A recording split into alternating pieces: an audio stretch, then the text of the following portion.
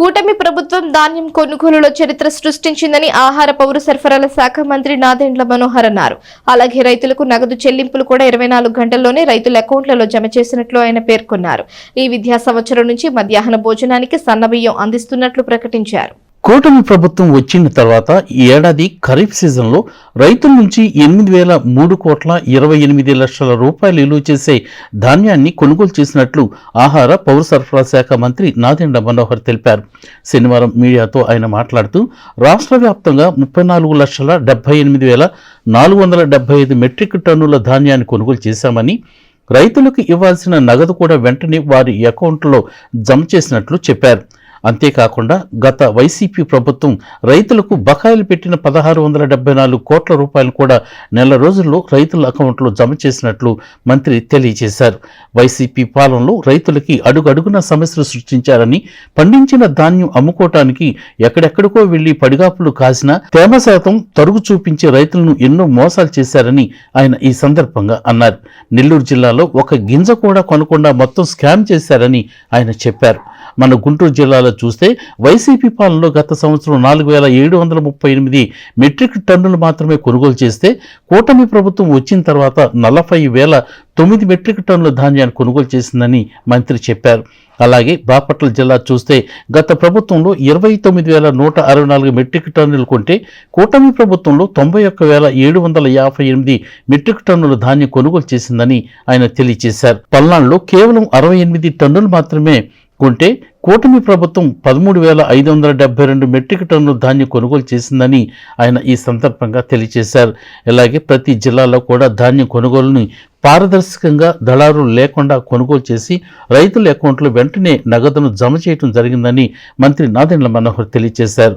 కాగా ఈ విద్యా సంవత్సరం నుంచి మధ్యాహ్న భోజనంలో సన్నబియ్యం అందిస్తున్నట్లు పౌర సరఫరా శాఖ మంత్రి నాదెండ్ల మనోహర్ ప్రకటించారు.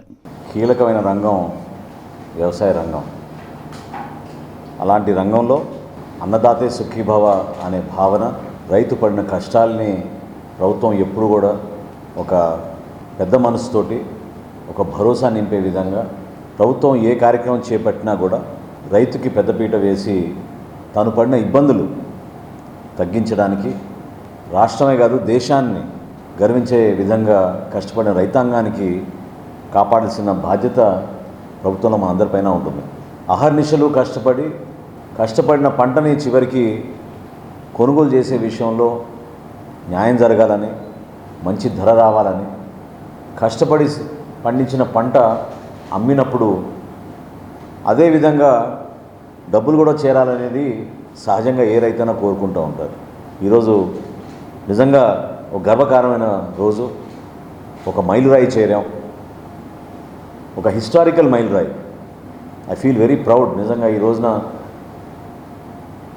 రాష్ట్ర ముఖ్యమంత్రి చంద్రబాబు నాయుడు గారి నాయకత్వంలో, మన ఉప ముఖ్యమంత్రి గారు పవన్ కళ్యాణ్ గారి ప్రోత్సాహంతో ధాన్యం కొనుగోలు విషయంలో మా కూటమి ప్రభుత్వం ఈ రోజున అద్భుతంగా ఈ కార్యక్రమాన్ని ఖరీఫ్ మాసంలో ముందుకు తీసుకొచ్చాం.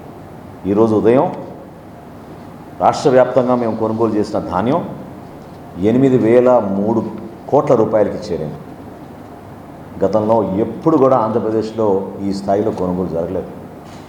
8,003 కోట్ల రూపాయల 22 లక్షల రూపాయలు విలువ చేసే ధాన్యాన్ని రైతులందరికీ కూడా మనస్ఫూర్తిగా వాళ్ళకి నమస్కరించుకుంటూ 24 గంటల లోపే వాళ్ళ ఖాతాలోకి జమ చేశాం. ఇది మా కూటమి ప్రభుత్వం యొక్క చిత్తశుద్ధి.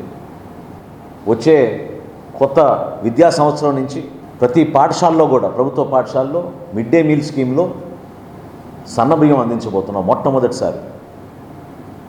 ఇది మన బిడ్డలకి, తల్లిదండ్రులకి ఒక అద్భుతమైన కానుకగా ప్రతి పాఠశాలలో కూడా లోకేష్ గారు ఒక కసరత్తు చేస్తున్నారు. ఆ వ్యవస్థలో ఒక మార్పు తీసుకొచ్చే విధంగా రాష్ట్రంలో సివిల్ సప్లైస్ డిపార్ట్మెంట్ నుంచి మేము చేస్తున్న ఈ కార్యక్రమాలు ప్రజలకి అంకిత భావంతో చేస్తున్నాం. అందులో మీరందరూ కూడా భాగస్వాములు అవ్వాలని ఈ సందర్భంగా రైతు సోదరులందరినీ, ప్రత్యేకంగా నెల్లూరు జిల్లా నుంచి నేను కోరేది, దయచేసి మీరు దళారులను ప్రోత్సహించబాకండి. మిల్లర్లు ఎవరైనా పొరపాటు చేస్తే స్థానికంగా ఉన్న కలెక్టర్ గారికి, జాయింట్ కలెక్టర్ గారి దృష్టికి తీసుకురండి. తప్పకుండా చర్యలు తీసుకుంటాం. మీకు భరోసా ఇస్తున్నాం, నమ్మకం ఇస్తున్నాం. మీకు కనీస మద్దతు ధరతోటి తేమ శాతంలో మీకు ఇబ్బంది లేకుండా, గోతాల విషయంలో మీకు ఇబ్బంది లేకుండా, ట్రాన్స్పోర్ట్ విషయంలో మీకు ఇబ్బంది లేకుండా కొనుగోలు చేసే బాధ్యత రాష్ట్ర ప్రభుత్వం తీసుకుంటుంది.